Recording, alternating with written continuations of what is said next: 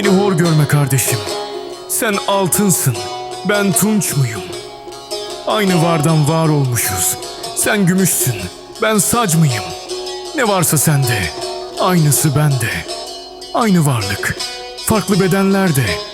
Yarın mezara girdiğimizde sen toksun da ben aç mıyım? Kimi molla, kimi derviş. Allah hepimize farklı farklı vermiş.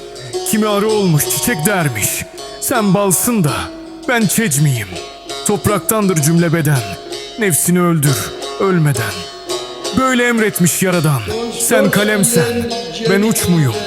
Tabiata aşık Veysel der ki topraktan geldik kardeşik. Aynı yolcuyuz yoldaşık. Sen yolcusun da ben bac mıyım? Topraktır, beyhude dolandım yar boşa yoruldum. Benim sadım yarim kara topraktır.